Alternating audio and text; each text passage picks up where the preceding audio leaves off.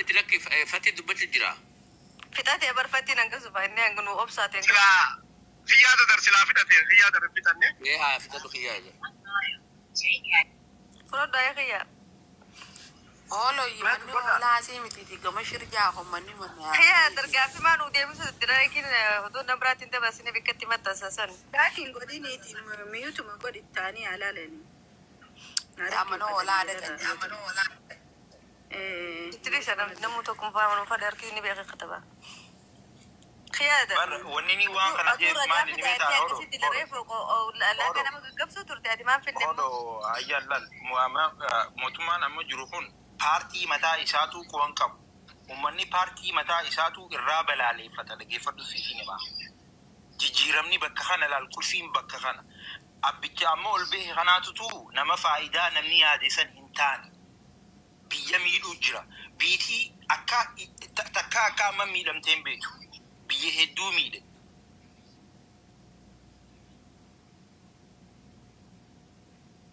امانتنا غافين اتيانتو جوهر محمد الرتي واي جوهر محمد الرتي يا سودا جرا جوهر محمد الرتي اساتو فلي جتن توني خجيبا رغار رافغاتي اي سدن دي فلي ابيبوتي ياي غوديتي بلاني اركابدي كنما دوني بحر غدا باسبيك اوشين ربدتي اوسو اچي ددي اوغوتا ككسري مراتتي اوسو اباو چينينو اوغوتا كوسو مال غدو برجور غالرا روبرنيات وني خيست اللي فايدا دبي كافاو خيسا ورقات كانغ گيسني اما كنو كي امارا جرا اتربي اسر رئيس نمن هندما فو كست كوبا قبادادا غوهاس ديسا وچاداس ديسا دا كافان دون كتاني جرا ما وقتام كافان سغ گيستي كافاو نسا گيسته تناز مربودا بياتني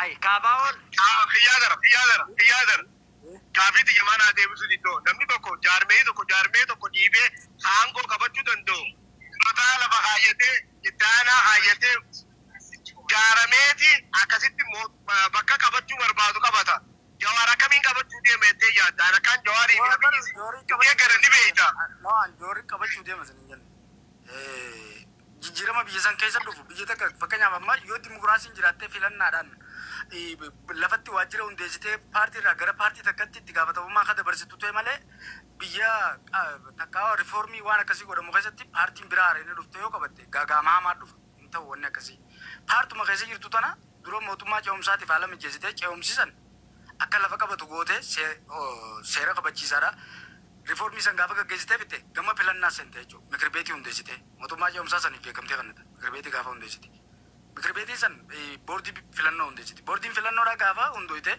صدركا إدلا الدنيا تي بكمتي خنتي بجو أما فيلم مصنف so nama chibote filame motuma ta yechu party siyote male akkai yadi ku gafa do fe kawe dan gafa do fe begi party nun desine dura motuma jom sound deseti erga ganna furture bote filanna gaggisani sana bote mikrobete nun doite kasatti aba yadi jana dawaye tangana gara ango do fe anan mo beitani mere amas gafa namichi ku resign goru sai lamaram gafa biji do fechu adwain takao dabni dabilena afran jiran absaota isa isin tak garu imamata polisi sani tak yo jira nama kata ute reformi dechu baka yang biti digam tura wonni takanam amle bignan wonni kana bodo goru maltu sanuma wonni to sambodo gava kamsu do femo e gava jiram ni sandu fe bordi filanno ne undesan mikrobeti ne undesan filanno ne dufteju filanno dufte sana ratti motumman jaum sasan yo sera takao filanno sana katolu gode e biti gara demokrasi no madem ta wonni da wonni do famal tu jira yo ammo alan namni jarame du feti motuma kana ko fise ango jo abilu ka bata ka jango no kamit akam malje chon wonni kase isi jirtre yo wonni ka wo mamma tu rabaten se tu wonni ka wo yo motuma ko fise wonni Sweden te saneti party bira kaise jarra juatamo qabson kesan ka Ethiopia yo abi rafte tibul juatane se yatane se kami qabson kanya Sweden jiro ana sinjira me ko ya jechuun kaya kafa Kenya fatii fi namni ati deeggartu kaa amma jawaar Sweden keessa jiraata fakkeenyaaf Itoophiyaa tana yoo irraa hafte jechoota isaa yoo kaayyetan taate kanaas hin jenne ammoo Itoophiyaa tana ni bulchuudhaaf karoora ni qabda jennaan Itoophiyummaan sanuu yoo isaanirraa kaaftu taate je.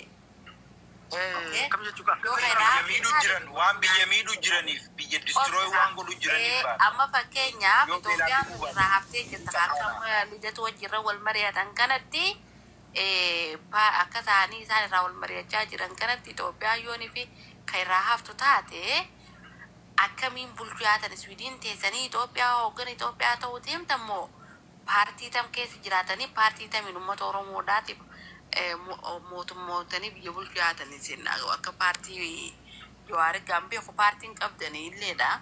Mee ho'i madeebisaa kana dura jijjiiramni gaafa dhufusan paartiin jijjiirama fidde ilaali seenaan kana duraa bari qeeroo kumni shan wareegama kafaleeti diinni ilmaan Oromoo lafarra akka galaanaa dhangala'ee harka qullaa ijoolleen ibidda yaate ifi qabbanaawaa fi oowwaa waan qaban nyaachaa ijoolleen ibiddatti gayyaatee dhumteeti jijjiirama sun fidde obboleessa kee jijjiiramni laaptooppii fi koompiitaraan dhuftu hin jirtu jijjiiramni gaafa saniiqii yoo dandahame Jawaar qeeroon ajajuu turte malee Jawaar qeeroo ajajuun ture bakka tan amma yoo isin hin jennes ittiin amantan maaliif yoo isin hin jenne Jawaar jechuun nama barreeffama ichirraa qeeroon tokko itti erge osoo hin dubbisne feesbuuka isaarra maxxansu wanni inni nu gargaaruu ni ture yoo ka jiraatu taate sooshaal miidiyaa qabuu fi miidiyaa qaburratti sigalee takkittiidhaan waan sanirraa hafe wantoonni Jawaar Maamad keessa hirmaatan yoo poointiidhaan kalaallu taate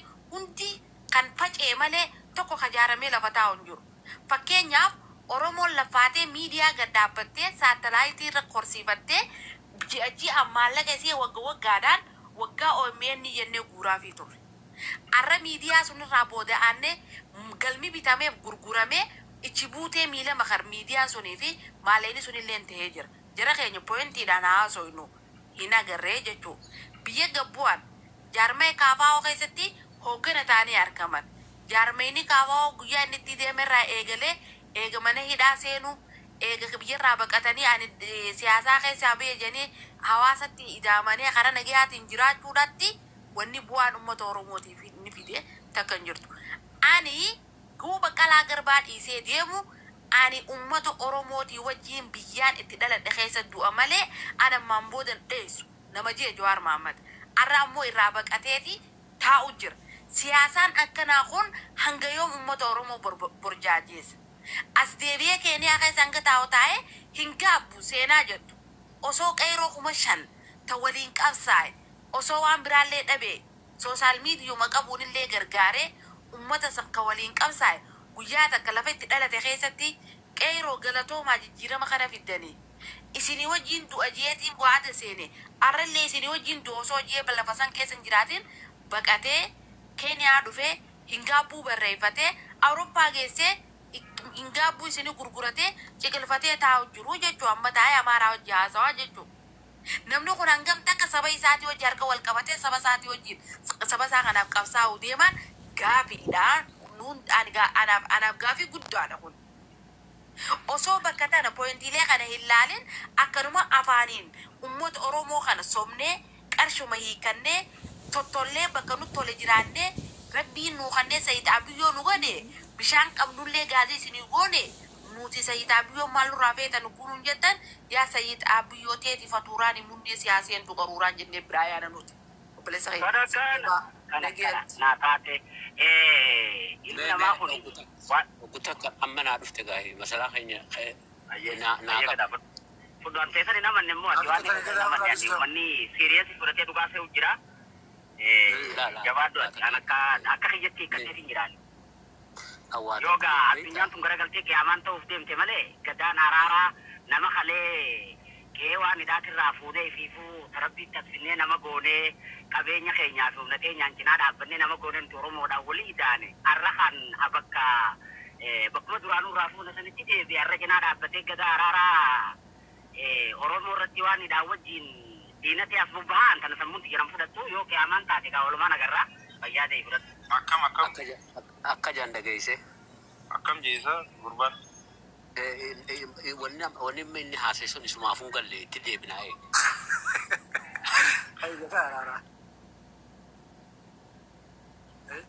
Miira keessaa ba'a. Tufa. Laal waalama wal asitti wal harkaa wal qaba. Joohar deeggaruu jechuudha. Ilaalcha Joohar deeggaruu wanni jiru. Amma gaa ani dhiifama naa godhaadha. Sinsinni siyaasaa keessaa bahee akka namaatti hoggaanii waa laalu namaan reefulee jeetumaan jira kan dubbin irra deebiin taane. Ilma namaa tokko kan dandeettii qabu dandeettii isaa san osuma jibbituu kennuufiin namummaa ta'ee hin irreessu guddina mul'isa malee. Laal. Igoo mataa keetti qabdu yoo ta'u ber tanamaa san dandeettii nama argita. Amma gaa reefulee jeen jira bara. Abbaa kiyyaatu waan jira bira mataa godhuufi gowwaan jaartiidha moohuudhaa tattaafataa jee. Gaafa inni waan kana jedhu dubbiin sun naan gallee beefi. Sadhiiroo maaliif akkana ja'aa? Numaan gaafa dilleedhaa garuu tasgabbii waan hin qabneef naan galle. Boodarra Usmaan deemuutu dubbiin isaatun osoo teessuu naa galte. Jaartuma saniihu jaartii gartee akka qabdu taatee moohamtee fi nagara kattee jiraachuudhaatu hayyummaa kee mirkaneessa malee jaartii moohuu tattaafachuun gowwummaadhaa jechuudha. Isin sunuu booda naa galtee cimaaf isin jee tura keessaa. Danda'amtu waan danda'ame. Eewwa. Amma gaame takkana hodhaa. Akkam bareedduu baadiyyaatti haasa hojjetu sanis numaan beeka. Haa ta'u. Akka mareefu masalaan jeessanis numaan beeka. Suni isaanuma ta'u. No, jechuun siyaasa keessatti akka har'aati moo akka kaleessa turtee murteessa gata? Laal siyaasni yeroo hundaa'uu muuxannoodhaan deema. Hubannaa fi muuxannoo irratti hirkate wisdamii faranjiin jettu sana gartee. Ay sanarratti harkatu paawarri keetiif humniti teetis akka keessa jirtumoo akka kaleessa ture jechuu barbaadati. Laal kalee fi arri tokko hin ta'u. Waan kaleessa balleessitee deebitee tolchuun tasuma hin dandamtu beekadhu. Amma kaa dubbiin tun bilaa bakka kanatti waan reefu fatiin jeessa yaadadhaaf haa tabayyanuu jennee mire gaa dubbiin asirratti bee. Jaran kaleessa gurbaan kun akkana jee yoo taate nama meeqaatu kaleessa waa meeqa jee. Amma reefu baleessa kee tokko waan tokko haasawee ture. Hafaa'oo keessaa istiraata kan geggeessanii jee. Ansaniis hin dhageenye. Maali? Peejii takka jira. Peejii ijoolleen pippii guruppii godhattee qabdu ariinetu takka. Mee takkitti tara isiniin jeetumaan san booda waan akka rabbi maree. Maaliif isaanis akkuma qaban jechuu barbaadeeti. Wanni san peejii hafaa'ooti miti jechuu barbaadeeti. Laala. Ani. Jadagaa. Akkana hoo. Kinaatu bati jira barree waan inni gargaarsan barbaaddu waan siyaasaadhaa kana dubbachuu nama dandeessa. Nuti immoo yaada dhaggeeffannee achirraa illee waa fudhannee nutis waan rabbi nu beeku darbachuu barbaanna ammoo. Isaanis jechuu feeteeti mire. Ayyee itti fufate haa. Haa isaa doomutti goona. Ayyee. Anaa kanaatu duratti nama kana hunda laalta beekaa takkaa jiraa beeka. Zabanaa jiraa beekadha. Siyaasaa tana keessatti nama hunda mormeetii moohuudhaa tattaafachuu ture. Dubbiin sun sirriidhaa miti. Warri boodarra waan kana dhufuu teessa. Argitee namni alaabaa maraatuudhaatii abbaan kiyya tokko rabbi mataa godhuuf namni gartee caayaa dhaqee hunda mormee moohuudhaaf tattaafatu isin sun alaabaa maraatuurraa takkaa jedhu. Dubbiin sun gaafa inni jusannaan gallee isin jechumaaf isin jedhu. Amma waa dhaggeeffachuutu irra naa wayya. Waa hedduu dubbachuu irra. Ammoo haa ta'u dubbii amma fakkeenyaa fi Jooharii kaleessa anduran dhaabbachaa ture. Kaleessa waraana bilisummaa Oromoo irratti illee ololoofaa ture. Akkasii har'a ololoofaan jiru. Gaafa inni ololoofe humaa rakkoo hin qabu. Sanirraa alatti waan itti amane hojjechu jiraa miti. Namni kun nama halkanii fi guyyaa waan amanetti hojjetu. Ani beektaa nama yoo hannallee taate hanna sani jabaateen irra fedhaa nama waa takkan daleen irra. Maana bakka gaafa nama shibbiree baanu qaala jaartii mataan irraa haadamee na feesisaa jee bara. Duuba Joohar deeggaruu jechi juuhuni hiikkaa isaa tan amma fakkeenyaaf haammachuu fi dhungachuudhaatu xiqqisho waliin makamina fakkaatti. Duuba isii akkas taatee jirtu Jawhar karaatti amane kanatti biyyattii san keessatti nama siyaasaa biyyattiidhaa san miilaan osoo hin ta'in mataadhaan gad deebise keessaa inni idar nuti jaalanne oor nuti jibbine. Oromoo irrattis rakkoo fidee warruma gartee mootummaa yeroo san keessatti Ihaadig kana kan sossoosuu namni hin danda'u juusan. Bu'aan dila san hunda taa'ee rabshaa dila san hunda namni uumine gurbaa kana. Okay? Isa kana Usmaan jaalanne amanuun dirqamaa jechumaaf hin jee yoo amante qofa nama sana garte akkati dura dhaabbattuu falla dhaabachuu dandeessa. Yoon caljeetuma gartee kan hin falmu taate yookaan ammoo fakkeenya arrabumaan kan hin dura dhaabbadhu taate kan itti dhufu taate xiqqisho sun gartee ogummaa yookaan ammoo hayyummaa sin jaamtu. Namni kun nama dandeetii qabu. Dandeetiin isaallee dandeetii laaftuu miti kara siyaasaatti illee. Biyya Itoophiyaa tana keessatti Shiriyaan Jawhararra yoo jiraate hanga gartee Jawhar influensii qabu namni influensii qabu ni jira jee yaaduun. Akka nama dhuunfaadhaatti. Haa ta'u namni kun boru waa jijjiiruu hin danda'a. Maaliif kaleessaas waa jijjiiree ture bara. Sila nama faayidaa hin qabne taate kaleessaa waan sanuun balleessu ture. Humna hin qabu waan ta'eef maaliif so isa kana amanuun gartee barbaachisummaa qaba. Isa kana jechuun deeggaruu hin ja'amtu jiran. Amma gaa haammachuu fi dhungachuunis markaa yoo waliin laaqamte ta'e hin beeku. Nama hedduutummaa fakkeenyaa gada araaraatu Jawhar deeggaraa jira. An deeggaruu yoo hin barbaade waa takka rakkoo hayyama nama tokkoon gaafadhuu gabbeetiin Jawhar kanaan deeggaraa jeetumaan deeggaruu mara koo takka illee qabachuu waan beeku maas dubbii adda walii baasumaa fi hin jaabeekkadhu. Hedduu dubbii namaa kanatti dura kadhu hundaafuu namni kun nama dandeetii qabu. Biyyattii san keessa jijjiirama fiduu ni danda'a. Mee dubbii biyyattii saniin xiqqishoo daqiiqaa takka qofa naa kenna haala biyyattiituun boodatti aanuu deemtu. Lolli ka'uuf deemu. Bakka tana gurraanna dhageeffadha. Abiyyiin waan hin dandeenyetti lola kaasuu deema. Biyyatti waliin laaqamuudhaa teessi. Biyya waliin laaqamte tana jaarmayni har'aan tana biyyattii san keessatti afaan qawweetiin falmaa geggeessaa jiru tokkolleen ilaalchi isaa walitti hin dhiyaatu. Waan kana amma roodmaappii qopheessaadhaa jira jarri kun. Dubbiin gartee kaleessa dhufte tanamma fakkeenyaaf gartee abroonnatii jettu tuni sochii siyaasaadhaa hedduu guddoodhaati. Hegeree biyyattii saniif hedduu murteessaadha isiin tun. Abiyyiin dhaqee rasaasanii dhawaa jira baramma Tigraay irratti. Dubbiin tun Eritiriyaa wajjinis wal qabatti. Wataaddarri gartee dhiitee kufaan kan amma Abiyyiin harkaa qabu kun guyyaa 4-5 illee taatu loluu ni danda'a hin danda'u. Abiyyiin ni caphaa'ee duuba warri gartee biyya tana keessa jiru faannoos ta'ee waraana bilisummaa Oromoo yookaan ammoo abaawwa boos ta'ee warra biraatis ta'ee warra Tigraayis ta'ee biyyattii san keessatti boru ganama namuu gattaa'ee waliin haasaweeti bulchiinsa biyyattii walii galaa irratti walitti dhufuu qaba. Wanni jarri kun godhaa jiru isa sani. Isa kana keessatti abaaramuu qabu. Wal dhaga'u jira. So isa kanaan harka booda gartee dubbiin tun garmamma jarri deemu kanatti achuma xumuramuudhaa ta'es. Dubbuma abroonnatii tanatti booda xumuramuudhaa ta'es hireen Itoophiyaadha. Kanaafuu jarri lameen itti haafufu. Ammoo wanti ajaa'ibinatti ta'e maal beektaa? Yeroo duraatii fi Lidatuu fi Jawhar waliin ta'anii waa hojjechuudhaaf murteessu isaaniitu dubbiin gartee ajaa'iba illee natti hin taane garuu naa taatee jirti jechuudhaaf isiniin jeetii sinirraa qababbinne. Bakka sanitti amantee jechuu gadaati.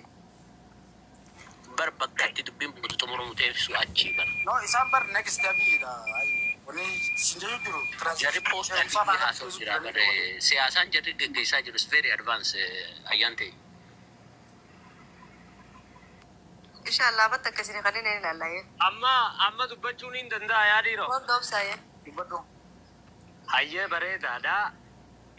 Laale namni hundinuu akkuma rabbiin adda adda uumetti yaadni namaa adda addaa awwaaniin hagas maraa dubbadhu qabu. Addunyaa tanarratti namni waa sanyii. I want like no more space, only one line. Because this is alright. Addunyaa tanarratti namni waa sadii wal caala sadeen ennaan barnoota qabeenya nasiiba. Nama baratee si dabre baratee itti dhaqqabda. Nama immoo maallaqaan si dabre dalagattee itti dhaqqabda. nama nasiibaan si dabre ubran daa'iman ittiin dhaqqabdu abiyyi waa sadeen kanaan ummata kana caale. Mee dhaggeeffadhaa waan ajaa'iba isinitti ta'uun isinitti himaa. Abeekadhoon abiyyiidhaas deeggareetii miti akkuma gadaa araaraa obboleessi kiyya jeetti deeggaruudhaaf illee namni nagaan geessuus hin jiru. Garuu immoo amma dirqamaatutti na geessee na deeggarsiisa. Maaliif jennaan namnummaan akkaakara qabu. Namnummaan naman dhageenye. Namnummaan biyya san keessa waan haaraya hojjetaadhaa jiru waan isa taateef. Amma gara Jowaar Mahammaditti dhufi Jowaar Mahammad ganda tokko daddalannee ollaadhaa haga tokko numa beeynaa jechuu barbaadeeti. Abiyyi kana yeroo hedduu carraa kannanii fi silaa itti dhiisanii eeganii jechuu ture. Immoo carraa saniif maa fudhate namichi deebi'ee. Amma fakkeenyaaf Ameerikaan akka Mangistoo Hayilamaariyaam dibbeetti tumtee biyyarraa baasuudhatti ni dadhabde. Namichi diraagonii hoggaati gamanaan gori'atteen inni bakka biroo jira. Hoggaati gamana gori'atteen inni mirga deema. Hoggaati mirga deema jetteen inni bitaadha deema. Maaliif jennaan akkanumatti manaa baas argeetu mana marsan jee namaas hin ficcisiisuu takkaffaa. Inni lammee isaadhaa nama dirree lolaa fedhu feek nu haa dalaguu fedhu maal nu haa ta'uu dhaqe.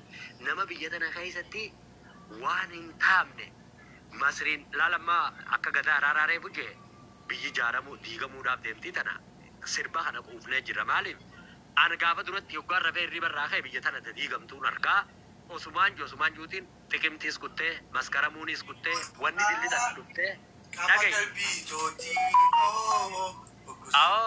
Adeeroon godhe faana.